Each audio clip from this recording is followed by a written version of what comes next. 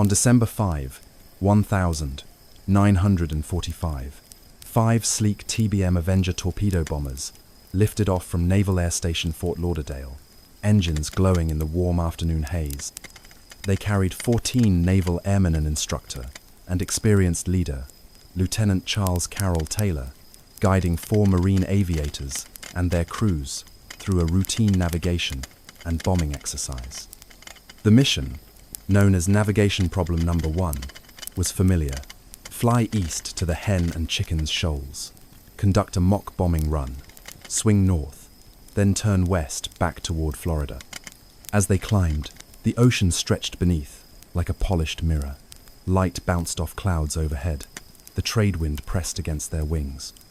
Communication channels muttered with static and procedural chatter. Radio traffic was calm. Everyone expected to return home within hours. About 90 minutes in, Taylor radioed, voice steady but measured. "We cannot find west. Everything looks wrong." A fellow student had questioned bearings. Taylor replied that each compass had failed, 2 or maybe all 3 readings had gone haywire. He believed they were over the Florida Keys, when, unknown to him, they were already deep over the Atlantic, caught in the ebb of Atlantic winds. Commands crackled from higher up. "Turn west, fire sun over port wing." But Taylor insisted on flying northeast toward Florida, convinced they'd miscounted legs. Student voices rose, confused. Around them, clouds gathered, sea swelled, cockpit needles wobbled.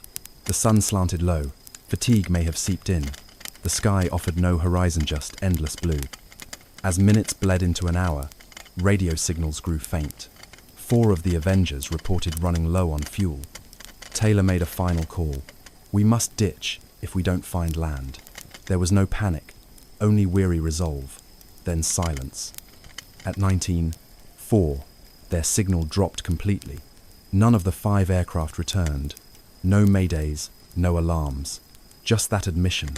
They were lost and would plunge into the sea. Immediately, search operations erupted. A Martin PBM Mariner flying boat launched from Banana River with 13 men aboard, intending to rescue the missing squadron.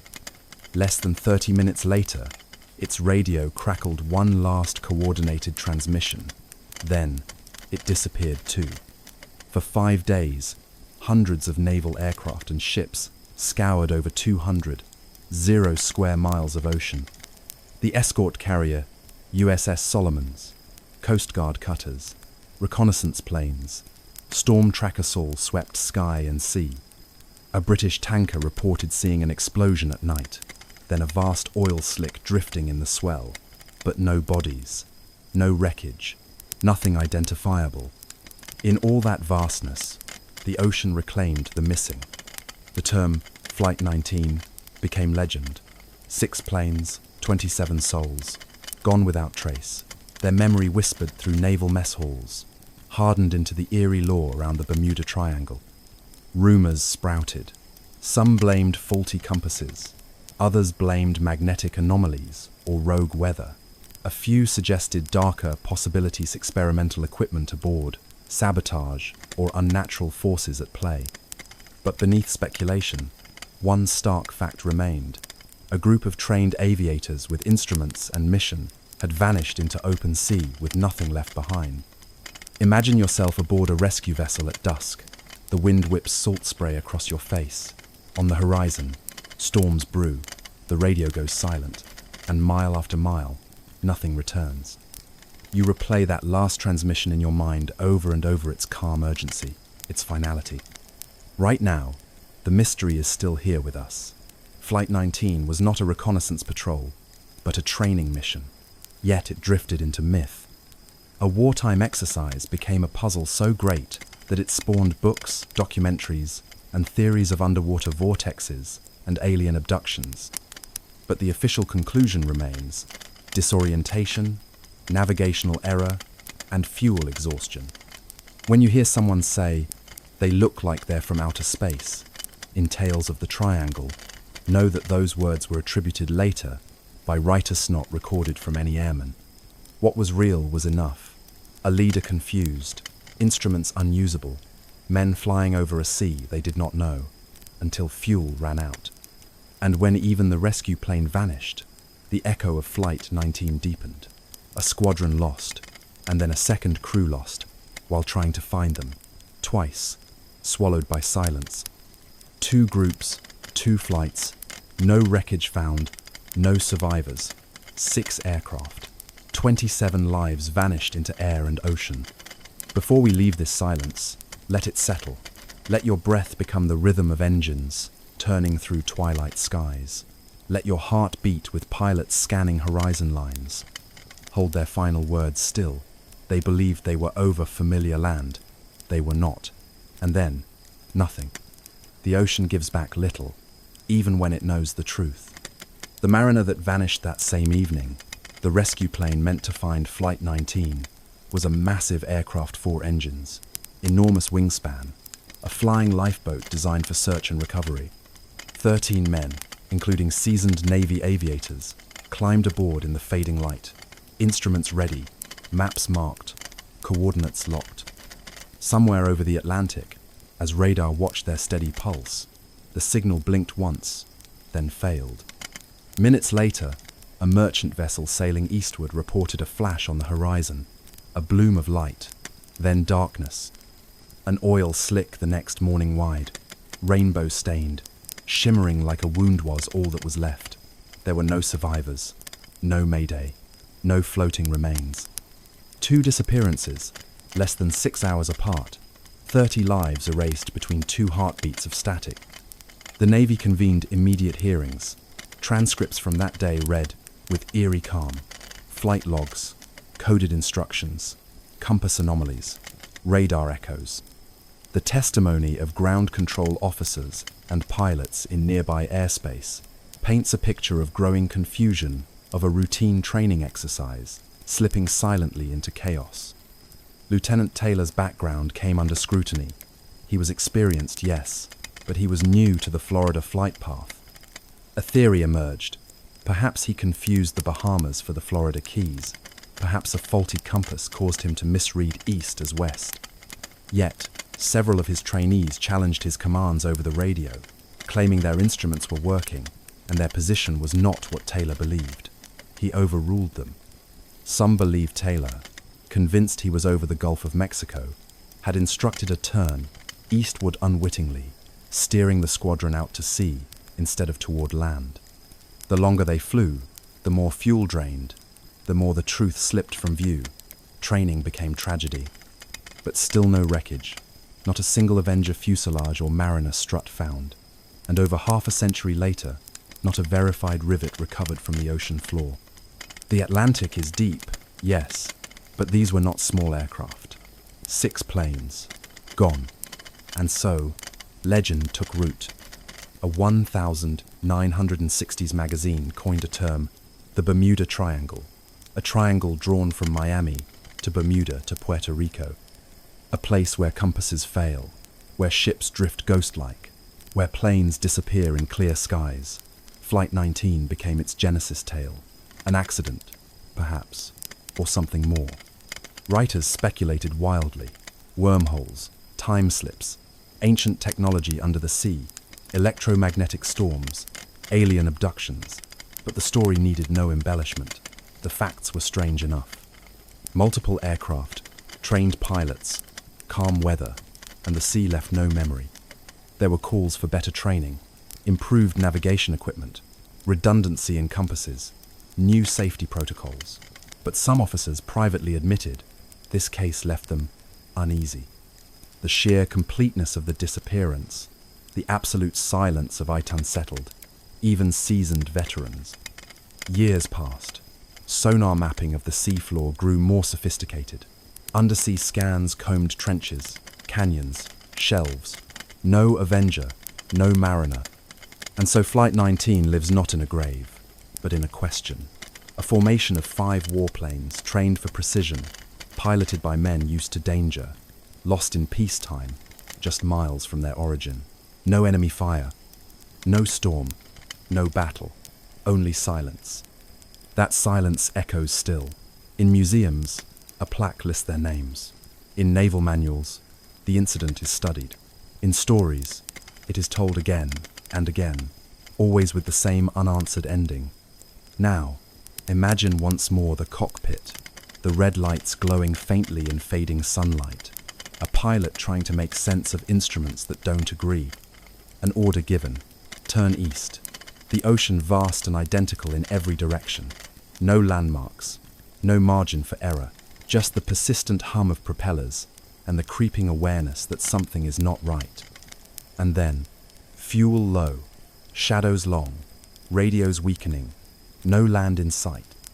We cannot find west, everything looks wrong. Those words remain. They outlived every engine, every wing, every compass. And in the space between transmission and loss, they leave us only with questions. Somewhere between the sky and the sea, a voice calls out and then disappears. A final word, a fading signal, a plane that never lands. In the silence that follows, we search for meaning, for answers left unsent. Tonight, let the engines hum like a lullaby. Let the static be your guide. These are the transmissions that echoed into nothing and the stories they left behind. You are now entering the quiet corridor where aircraft vanish and the last messages linger in the dark. This is Waves on the Airwaves. In the deepening hush of an August afternoon in 1947, Stardust, a sleek four-engine Avro Lancastrian, lifted from Buenos Aires, bound for Santiago. Inside the cabin, uniforms pressed and voices calm, an experienced crew shaped their course across the Andes. They carried diplomats and travelers, crew members forged in war, navigators accustomed to time, pressure, and altitude. The plane climbed, wings glinting in the high sunlight, as turbulence gave way to a high serene altitude. Clouds drifted beneath and around them like silent flocks. At 17:40, one local time, radio operator Dennis Harmer tapped out a message in Morse code, so fast it was said to sound like a single breath. ETA, Santiago 17:45, HRS Stendek. A routine update on its surface, arriving in 4 minutes then, that final, mysterious word, Stendek. The operator on the ground blinked, uncertainty flickering in his fingers. Say again? He asked quietly. A pause, another tap. Stendek, the word repeated. Then again, Stendek, and then silence. There was no fear, no urgency in that word, no swiogis, just a single, cryptic utterance repeated twice, carried across thousands of feet at almost supersonic precision, then gone. Stardust never arrived. For decades, no trace surfaced, neither wreckage nor bodies, not a hint of metal echoing on radar, not a whisper of distress. The Andes held their secret tightly, wrapped in glaciers and storms. The mountains remained black silhouettes against the sky, and time drifted by without returning those who vanished.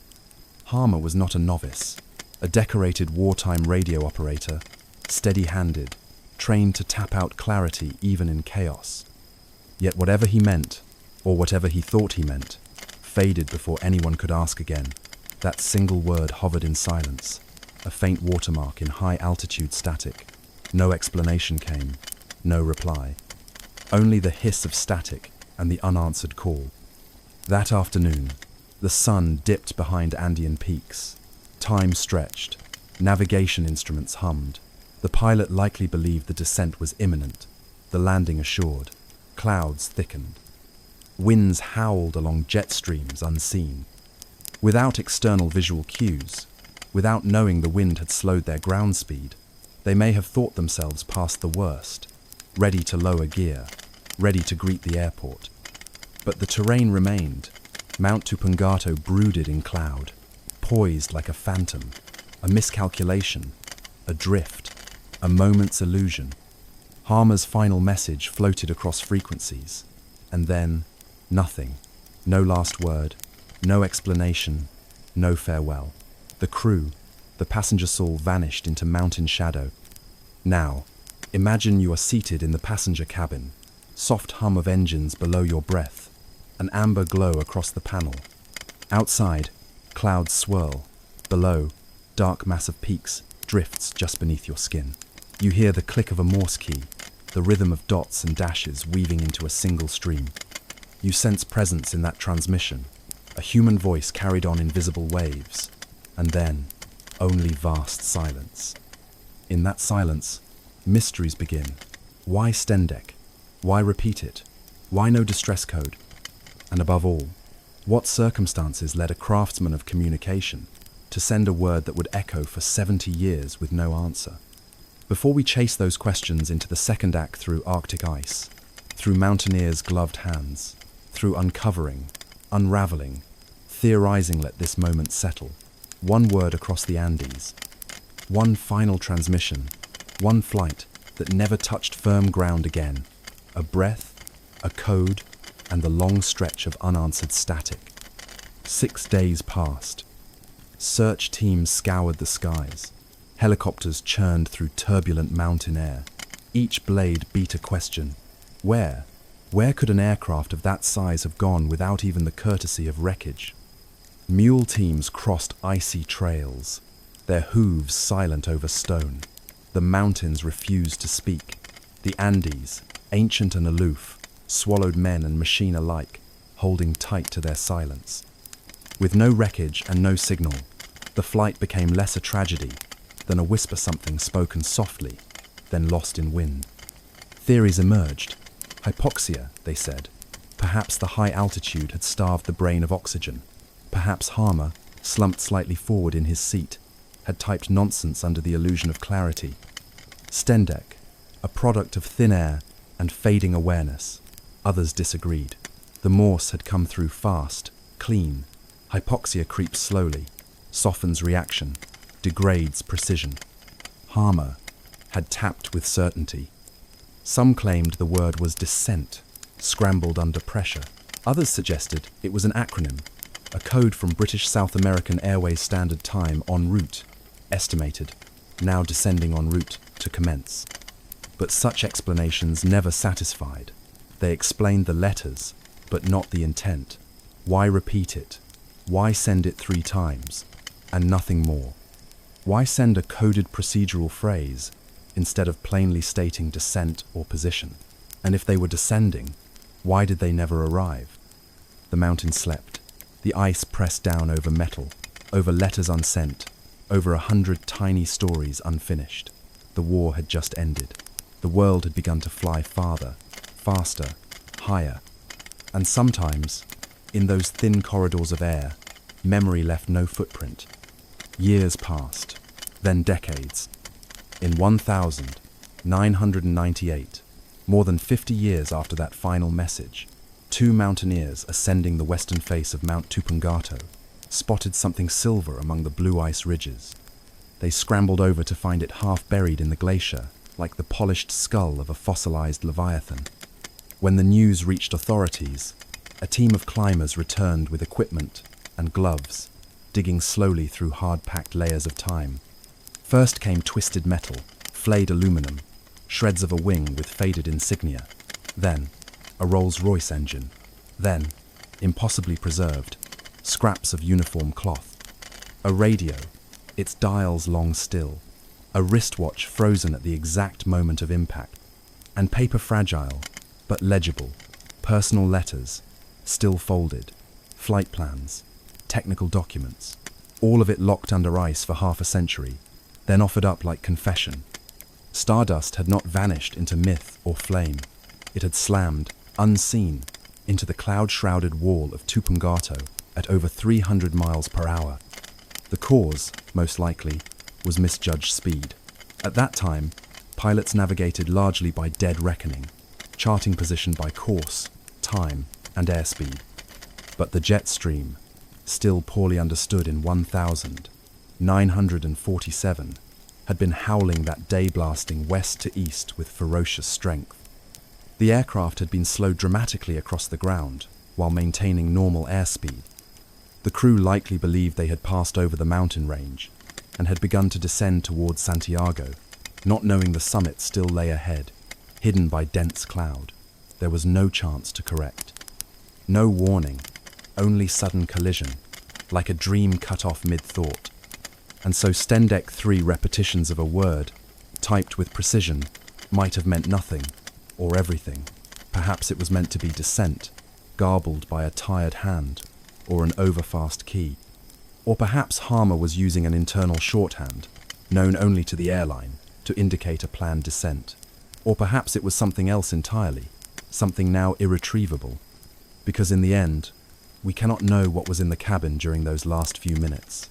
We can only reconstruct, speculate, and listen to the shape of that silence. It is the nature of flight to vanish from view. The horizon swallows aircraft like the tide swallows footsteps, but messages, radio waves, tapped words, brief cries float on longer than fuselages. And some, like Stendek, refuse to resolve. They become part of the language of mystery, of those questions that never quite fade. Stardust was found, her crew laid to rest, yet the final transmission still echoes, still circles, because in the sky, where language rides wires and waves, every last word matters, even if it makes no sense at all, even if it's just a breath in code. The Boeing 767 tail number ET-Z, called Zulu, on flight strips and in the cockpit, rolled down the runway in Addis Ababa just before dawn. It carried a weary but professional crew, Captain Lo Labate, with well over 500 flight hours, and First Officer Jonas Mercuria, both seasoned aviators. Seated behind them were 163 passengers, including diplomats, families, tourists, and hopeful travelers bound for Nairobi and beyond. Early into the climb, perhaps 20 minutes after takeoff, calm routine shifted. 3 men rushed toward the cockpit, wielding an axe and a fire extinguisher. In broken English, French, and Amharic, they declared they were hijackers, compelling the flight be diverted to Australia.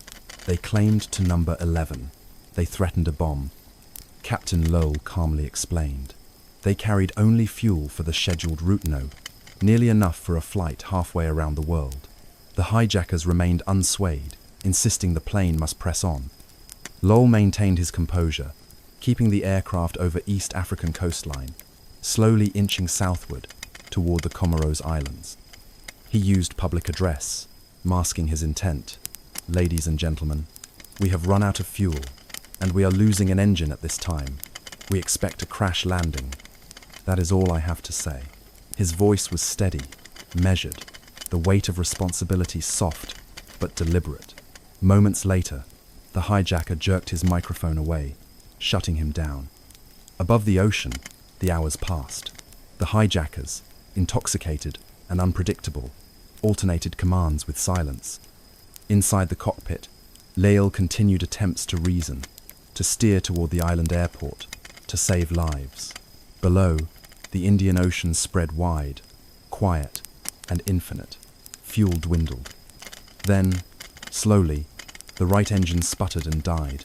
Seconds later, the left followed. The aircraft lost power, and the ram air turbine deployed, a small wind turbine deployed automatically to power essential systems.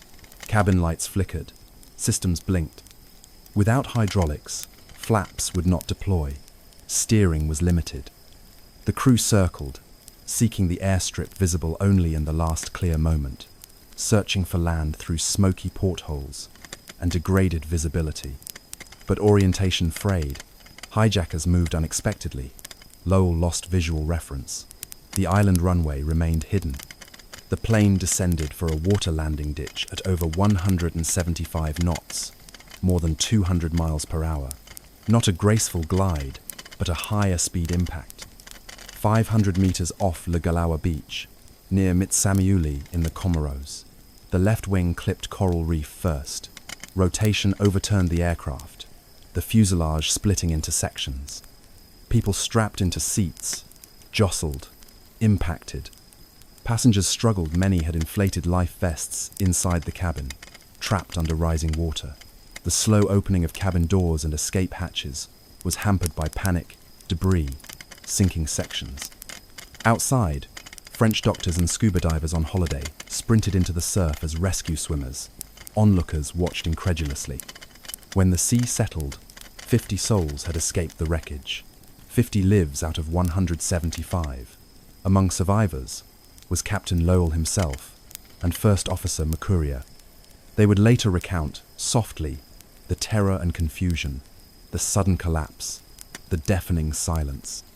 Behind wave after wave, the ocean reclaimed steel, curtains, luggage, names, passports, lost to deep blue stillness. A crash of such force so near to an island yet far from redemption. In the cockpit, the tape continued to roll. Captain Lowell's voice, steady even as the horizon dipped, offered one final defiance. Not of hijackers, not of fate, but of despair. He spoke to the sea as though it were a landing strip. He measured glide angles, recalculated drift, coaxed what little authority remained over a powerless jetliner descending fast. At 35, 0 feet, he had been held hostage. At sea level, he reclaimed control not of the aircraft, but of its ending. First Officer Jonas Mercuria worked silently beside him. They were two men in the dark, with nothing but instruments failing, and an ocean rising. There were no flames, no mechanical screams. Just whine through a dead aircraft, the soft rumble of descent, the shivering of structure under strain. The passengers sat in a silence, broken only by movement. Some prayed, some whispered, most waited. And in the final seconds, Lowell declared with haunting clarity, "We are ditching the airplane." There was no panic in his voice, just that sentence, spoken like a sigh. Outside, the resort's camera rolled. The image, captured by a vacationer from the beach, shows the 767 low and fast, skimming just feet above the water. Its nose dips, wings begin to wobble. The port engine strikes coral reef, disintegrates. The aircraft yaws left, twists, shatters. For a fraction of a second, it seems to fold, to crumple mid-air into the sea. A plume of white rises in its wake. The camera trembles. Shouts are heard. Then silence. That 10 seconds of home video became one of the most extraordinary records of an emergency water landing ever captured. A grainy, unblinking witness to the moment when flight ended, not with descent, but fracture. It is not a peaceful image. It is not cinematic. It is raw. And in its rawness, it preserves a strange, terrible grace. In the days that followed, investigations began. The flight data recorder and cockpit voice recorder were recovered by divers from the shallow wreck. Analysis confirmed what Lowell and Mercuria had described: a calculated glide, a final attempt at a controlled ditching. But control was never total. With no engines and no flaps, the aircraft's behavior became unpredictable in the last moments. The left wing's impact against reef was decisive. It caused the left side of the fuselage to tear apart instantly. Inside the cabin, chaos. Those who survived reported confusion over life jackets. Many passengers, against instruction, had inflated them before leaving their seats. The result, they floated upward as the cabin filled, pinning them to the ceiling, unable to escape. Others, dazed or injured, struggled to orient themselves as light vanished and the cold ocean rushed in. Some opened emergency exits only to find the doors underwater. A few were pulled out by strangers in the surf. Others managed alone, bleeding, clinging to floating seat cushions. Among the dead, the 3 hijackers, whose delusions had steered the flight into catastrophe. Also lost were children, newlyweds, aid workers, elders returning home. There was no pattern. The sea had chosen at random. Lowell and Mercuria were hailed as heroes by many, criticized by others, but few disputed their actions in those final moments. Their decision to descend slowly, their choice to stay at the controls rather than bail or resist, saved lives. Their ability to guide a powerless aircraft within meters of an island runway remains extraordinary. Some aviation experts later stated, it was a near impossible feat and still not quite enough. In the wake of the crash, aviation authorities revisited hijacking protocols. The Ethiopian 961 tragedy exposed how hijackers, even unarmed, could exploit cockpit procedures, override crew authority, and cost lives simply through coercion. International aviation communities began implementing firmer guidelines for fuel limitations, cockpit fortification, and rapid response to in-flight threats. Yet protocols don't erase grief. Years later, survivors return to the shores of the Comoros. Some speak of angels in the surf, of strangers pulling them from debris. Others cannot speak at all. The memory sits in them like a weight. 10 seconds of descent stretched into a lifetime of remembering. The aircraft is gone now, rusted and fragmented beneath coral and tide. Fish swim through windows once shaded by drawn blinds. Wires twist among reef. The ocean, as always, has claimed and softened what it touched. But the tape remains, the voice, the final declaration. We are ditching the airplane. And in that sentence is everything defiance, duty, and a human attempt to guide what could not be controlled. A flight that never reached its destination, a landing that was never quite complete, and in between, 50 lives that did not vanish. 50 who emerged from water and wreck and silence, carrying a story that still rises, wave after wave, into the air. At 12:41 a.m., local time, on March 8, 2014, Malaysia Airlines Flight 370 lifted gently into the night from Kuala Lumpur, bound for Beijing. The Boeing 777-200ER climbed smoothly into calm skies, one of the most advanced and reliable aircraft in commercial service.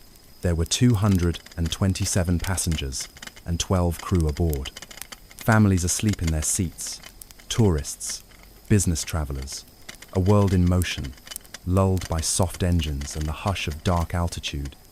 Captain Zahari, Ahmad Shah, a seasoned pilot with over 0 hours of flight time, sat at the controls.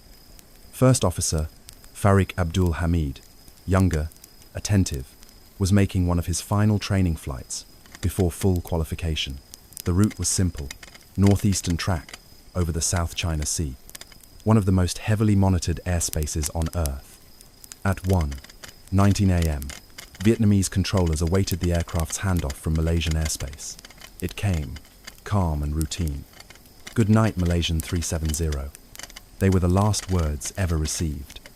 At 1:21 a.m., 2 minutes later, the aircraft vanished from secondary radar, its transponder responsible for transmitting identity, position, and altitude had stopped.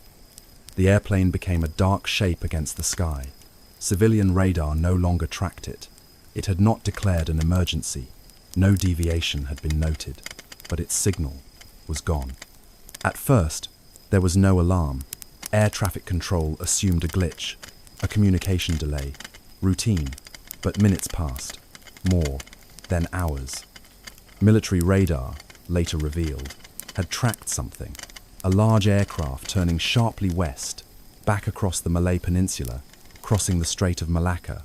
No transponder, no communication, but a signature, a ghost echo. It flew at 35,000 feet, consistent with MH370's altitude, and then, over the Andaman Sea, it vanished again. But the aircraft had not stopped flying. In the silence that followed, satellites kept listening. A British company in Marsatad been monitoring pings between the aircraft and a geostationary satellite over the Indian Ocean. These pings were automatic, not voice, not location. Just a digital handshake every hour. MH370 continued sending them, 7 in total. No content, no coordinates, just evidence that something was still airborne. These signals formed an arc, a curve stretching from Kazakhstan to deep into the southern Indian Ocean. Analysts pored over data, patterns, frequencies, Doppler shifts. After weeks of study, they determined the most likely path. Maya H370 had turned south, flown for 6 more hours, and then stopped. Somewhere along that arse in one of the most remote places on Earth, the aircraft had entered the sea. Searches began, first in the Gulf of Thailand, then west, then deep into the Indian Ocean. Nations assembled ships, planes scanned wave after wave. Underwater vehicles mapped seafloor ridges never before seen. Billions of dollars spent, but the ocean remained silent. No beacon ever pinged from the flight data recorder. No bodies surfaced. No floating wreckage drifted to easy shores. And then, in 2015, a single wing fragment washed ashore on Réunion Island Half, a world from the departure point, a flaperon. It matched MH370. The ocean had spoken, faintly. More pieces followed in the years to come. A wing panel in Mozambique, a seat frame in Madagascar, parts of the interior, yet no fuselage, no engines, no cockpit, no voice recorder. Just fragments, like messages in a bottle, carried on currents from a final resting place that still has not been found. It became the greatest mystery in aviation history, not because it vanished, but because it vanished in silence, in defiance of all systems meant to ensure that such things never happen again. In a world of radar and satellites and global coordination, how could a 63-meter jetliner simply leave? And more haunting, why? Theories emerged: fire, depressurization, hijack, pilot intent, system failure, a struggle in the cockpit, a silent cabin, hypoxia, sabotage, military intervention. Each theory filled in gaps left by silence, but none explained everything. Each was a thread, but no thread tied the whole cloth. MH370 flew for 7 hours after its last word, through the night, through sunrise, then was gone. In its place, we are left only with echoes, a signal handshake, a path calculated from gravity and time, a wing fragment on a beach, and a single, final transmission spoken calmly, without fear, without foreboding. Good night, Malaysian 370. The ocean does not forget, it simply chooses not to explain. As search vessels traced sonar lines across the southern Indian Ocean, the theories hardened into narratives. Some pointed to the cockpit, to Captain Zahari Ahmad Shah, whose flight simulator at home included a route similar to the one later inferred from satellite data, a practice flight into oblivion. They spoke of motive, melancholy, a planned disappearance. But no message was left, no confession, no political note. Zahari was described as quiet, thoughtful, devoted to his work. There was no pattern of distress, no history of violence. Just that simulated route buried in data, and silence. Others suggested a fire, electrical, or cargo-related. That smoke may have filled the cabin, that the crew turned west, desperate for landing, but then succumbed to hypoxia oxygen starvation. The aircraft, under minimal control, may have flown on autopilot until fuel ran out, a ghost flight, a slow descent into black water. There were even darker theories: a hijacking, a cockpit breach, a political motive, a forced descent under military orders. But no group claimed responsibility. No demands were made. No debris was found along any hostile border. It vanished, not in a war zone, but in routine airspace, where eyes should always be watching. Still others raised the spectre of system failure, cascading collapse of instruments and guidance, or a rapid decompression, leaving the crew unconscious. But none could fully explain the silent turn back. The steady altitude, the hours of flight. The 7th ping was the last. At 8:19 a.m., 7 hours after departure, the Inmarsat system recorded its final signal. After that, nothing. Analysts believe the plane likely ran out of fuel. That one engine flamed out, then the other. Then the auxiliary power unit engaged a backup heart for one last breath. After that, a glide or a plunge. We do not know. Search teams mapped 1 million square kilometers of ocean. The seafloor is jagged and unexplored, with trenches deeper than the Himalayas are tall. Sonar images revealed old shipwrecks, ancient landslides, but not the fuselage, not the cockpit. The black boxes still missing. They may sit under silt or lie crushed beyond recognition. In the years that followed, parts of the aircraft found their way to African coasts, but not enough to say how it broke or why. Families waited, days into months, months into years. Some refused to move. Others built rituals of remembrance, memorials without bodies, grief without endings. A child asked, "When will Papa land?" Some called for closure. Others demanded the truth. But the truth was spread too thin, across too many miles of open sea, across too many systems designed to watch, but not to explain absence. MH370 became a question shaped like a plane. It reminded us that not all loss is loud, that in the age of data and signal and surveillance, a thing can still slip away, that the ocean, like the sky, still has places untouched by certainty. And so we return to the final words, spoken calmly, perfunctorily, the words of routine, the last trace of flight 370, not recorded by machine, but by ear. Good night. There was no goodbye, no alarm, just a phrase uttered countless times, on thousands of flights, every night, around the world. Good night, Malaysian 370. A call into the dark.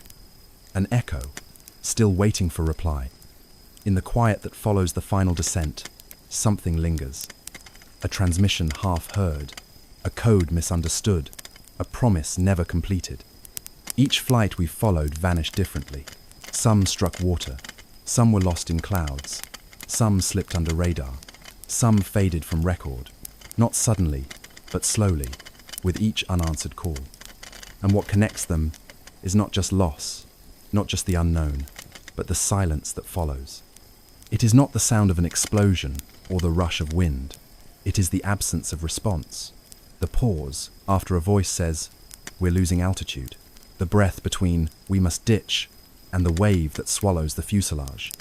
The quiet cabin where the autopilot clicks off and no one knows why. In that silence, we reach for meaning. We theorize, we replay, we rewind, we zoom in on fragments, a wing in the surf, a watch in the snow, a final Morse word tapped into darkness. But the answers, when they come, are incomplete. They do not restore. They do not return the lost. The ocean, vast and unhurried, holds what it takes. So does the sky. And perhaps it is not for us to know everything. Perhaps mystery, like gravity, has its own pull anchoring us in humility, reminding us that even with flight, with satellites, with sonar and sensors, there are still places where signal does not reach, where the map goes blank, where the final voice echoes into night. We have drifted through these spaces together, through the Andes and the Indian Ocean, through thunderstorms and contrails, across decades of silence. We have not solved these stories. We have kept them, like messages in the dark. So now, let the sky quiet. Let the questions remain aloft. Let the waves go on folding and unfolding, as they always have. And if your eyes have grown heavy, if your thoughts have drifted, know, that is as it should be. May your dreams cruise at 30,000 feet, and may every unanswered call someday find its frequency. Good night. The Airbus A330 waited under stars at Rio de Janeiro's Galeão airport, bathed in apron light. Flight 447 was on schedule overnight to Paris, a route well trodden, almost routine. 228 passengers boarded slowly. The hum of luggage wheels and boarding passes the only sound above distant engines. It was June 1, 2009. The flight would be uneventful, everyone believed. A night crossing, meal service, perhaps a film. Then dawn over the French coast, arrival, home. In the cockpit, 3 pilots prepared the aircraft. Captain Marc Dubois, seasoned and steady, oversaw the takeoff. He was joined by First Officer Pierre-Cédric Bonin, who would pilot the first leg, and Relief Pilot David Robert, scheduled to take the second. It was standard procedure. 2 would rest, while 1 remained at the controls. As the A330 climbed into the sky, the city lights of Rio fell away behind. Passengers reclined. Some slept, some read. A baby cried, then hushed. The cabin grew dim. Outside, the ocean spread endless and silent beneath the wing. 3 hours into the flight, As the aircraft neared the equator and the mid-Atlantic intertropical convergence zone, weather grew dense. A line of tall cumulonimbus clouds loomed ahead, violent, icy, immense. The crew adjusted course slightly to avoid the worst. The autopilot held its place, steady and calm. At 2:10 a.m., something changed. In a moment lasting less than 30 seconds, the airspeed sensor small tubes on the exterior of the aircraft, known as pitot tubes, began to freeze. With frozen sensors, the aircraft's computers could no longer interpret speed. Autopilot disengaged. Alarms sounded briefly. Controls reverted to manual, but no stall warning triggered yet. Bonin, now alone at the controls, responded instinctively. He pulled the nose up. It is, perhaps, the most natural reaction in the world when something feels wrong, lift. But at 38.0 feet, the margin between flight and stall is razor thin. Pulling up at high altitude reduces speed further. The nose climbs, the lift decreases. The aircraft slows. The sky feels stable, but the physics are not. The cockpit remained dark, the engines quiet. The aircraft pitched upward, and for the first time, stall warnings began to cry out.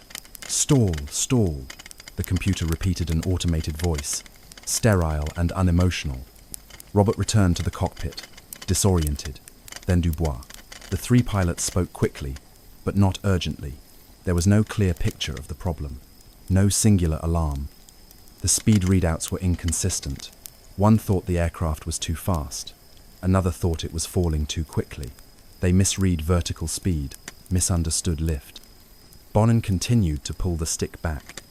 What followed was not a fall in the way one imagines it, no spin, no corkscrew, just a slow, level descent into darkness, from 38.0 feet to 35, then 30, then 20.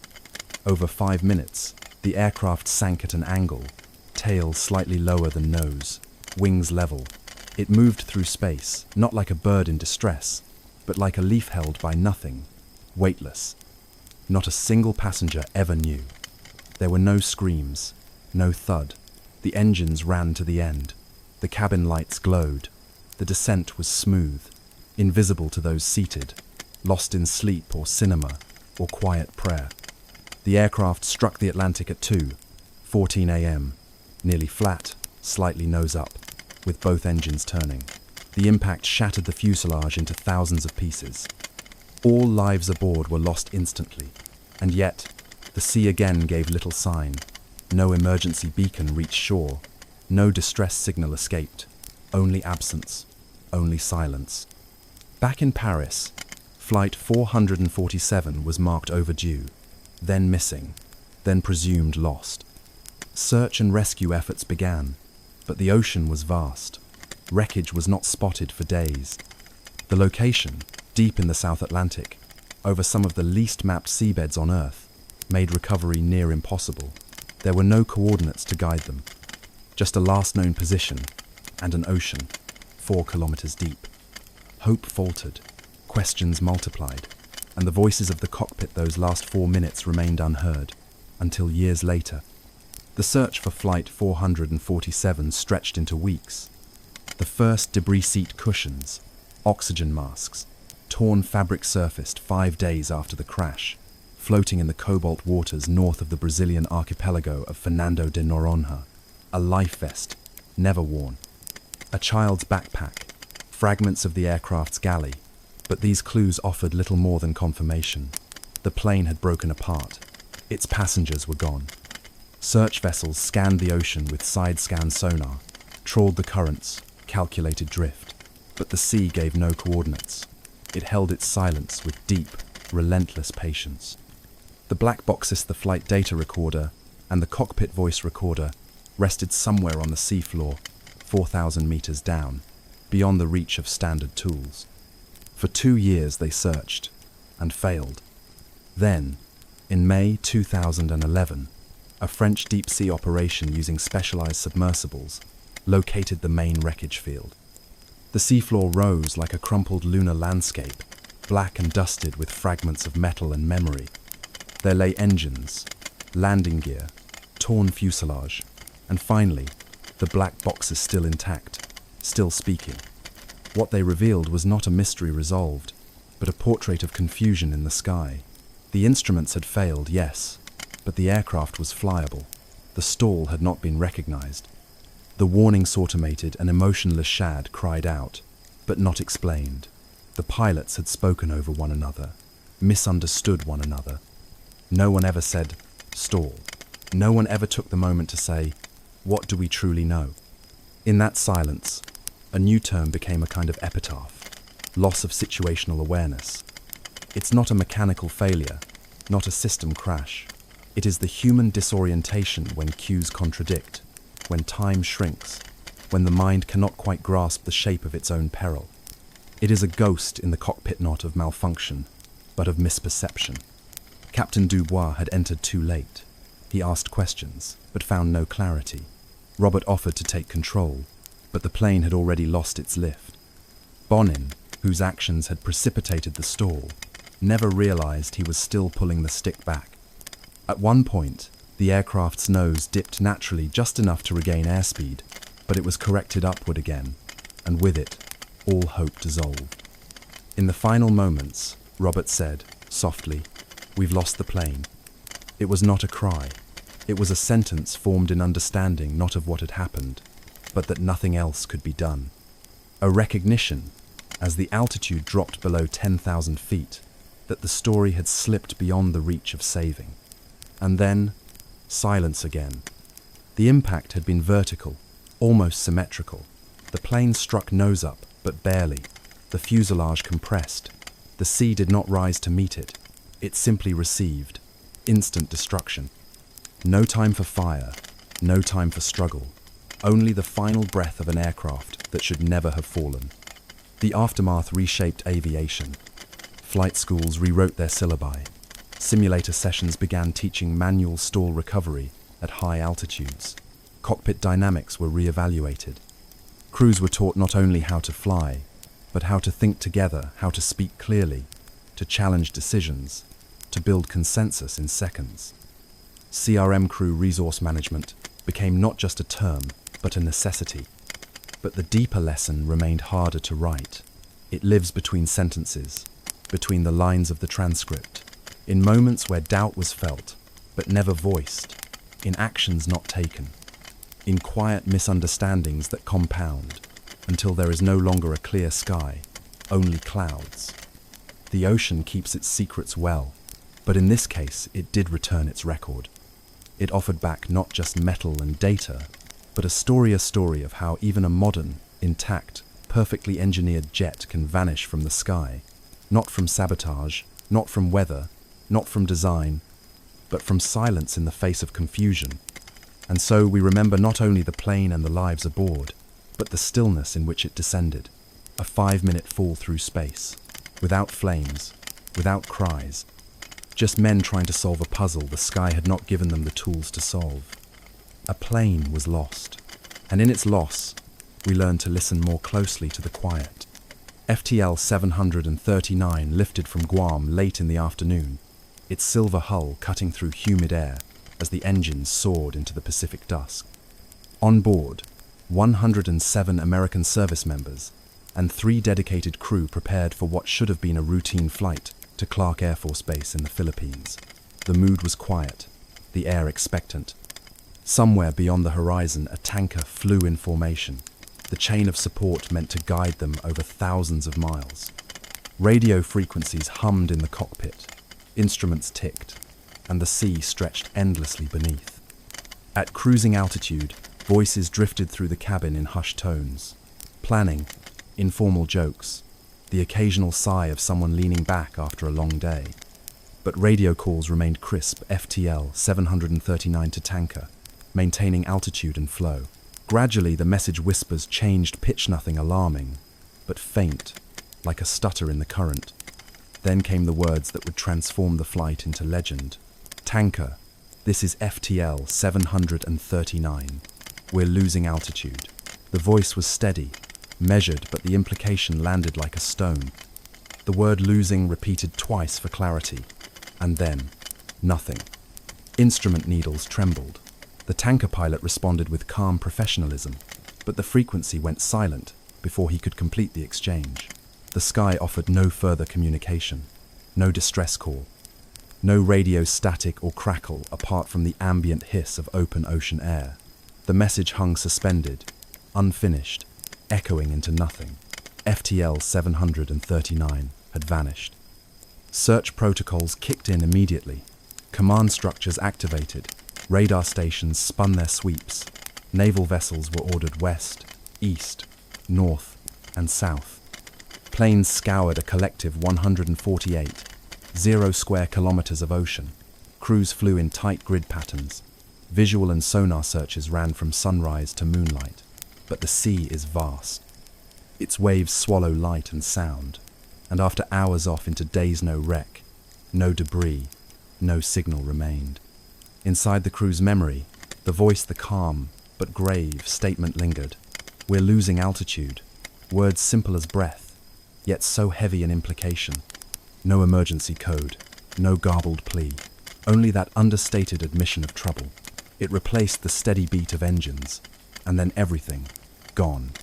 Rumors surfaced, stories whispered in mess halls, and base townstalk of classified cargo, of secret missions, of possible explosions mid-air. Some believed hidden documents had been stored in Cold War secrecy vaults, reports embargoed until 2047. Others speculated bizarre possibilities: UFO activity, structural failure, sabotage. But every theory met the same empty reply: no wreckage, no archive, no trace. Imagine yourself on deck of a search ship, the night wind stinging your cheeks, scanning pinpricks of sea beneath endless dark. An operator turns from the screen and repeats the message under his breath, as though saying it once might shake loose a clue. We're losing altitude, but the deep ocean remains opaque, and sometimes the sea does not yield. That message, so clear, so understated, remains the only imprint of 100 souls in flight. No farewell, no chaos, no panic, just a lost altitude, and then silence. Before we ascend back into those final moments, seek the flight's last coordinates, explore possible mechanical failure or hidden truths, we pause here, in the quiet aftermath of that message. Let your breath synchronize with planes that fly farther than our understanding. Let the silence deepen the mystery. This was not a battle call. It was a confession in two simple words, a pulse in the ether, and then we are left to listen to what remains unsaid. In the hours that followed the last radio call, the Pacific turned cold and indifferent once more. The coordinates where the tanker had last heard FTL 739's voice became the heart of an enormous search pattern. Aircraft circled in widening spirals. Ships spread out like beads on a string, listening, scanning, drifting. Still, the ocean gave back nothing but its own vast hush. Radar showed no echoes. No ELT beacon chirped from the waves. No oil slick spread across the surface. The sky had released the aircraft into silence, and the sea had claimed it without a ripple. This was no small plane. The Lockheed Super Constellation was nearly 120 feet long, with triple tails like fins on a leviathan. It was engineered to cross oceans, endure storms, ferry troops, and hope alike. It did not vanish easily, and yet it did. Without wreckage, without bodies, without the barest shard of aluminum to say, "Here, this is where it ended." Back at the base, families waited. The hours stretched into days. Lists were published, redacted, revised. Men were declared missing. Letters were sent. But what could they say? That a plane had simply left the sky? The search, though thorough, was ultimately fruitless. It was eventually called off, with no clearer answer than when it began. There was no weather anomaly, no SOS, no radar anomaly. Only that final messenger, descent not asked for, not expected, not explained. And then the questions began, whispered at first, then louder. What was on that plane? FTL 739 was a chartered flight, transporting US Army personnel to Southeast Asia during a time when tensions simmered quietly under the post-war surface. Rumors grew that sensitive equipment was on board, or perhaps individuals whose movements weren't meant to be public. Some pointed to the tanker that had accompanied the plane for in-flight refueling, a precaution unnecessary for that route unless something altered the standard profile.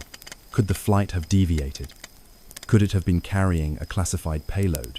Could the lack of a distress signal imply something faster, more final?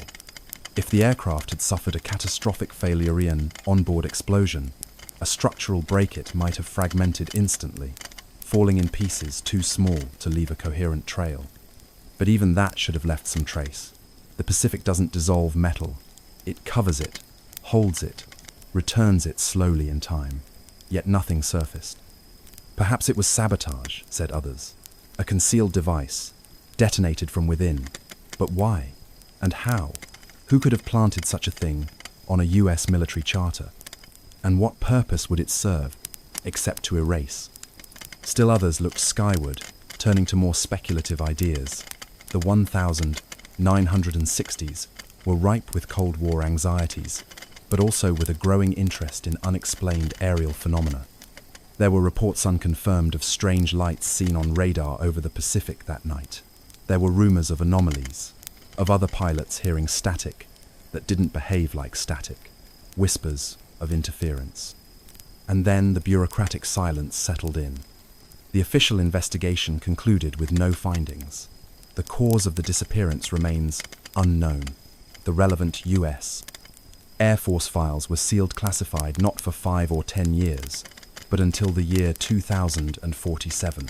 95 years after the flight vanished, someone may one day read the full internal record, but not yet. Not now. And so, the mystery lingers not just in the realm of aviation, but in the deeper corridors of how humans process vanishing. When things disappear in the sky, we seek patterns, we chase theories, we replay final words, we try to decode "we're losing altitude," not just as an observation, but as a clue, a cry, a riddle, and yet sometimes those words are all we will ever have. No memorial stands in the sea, no grave bears the names.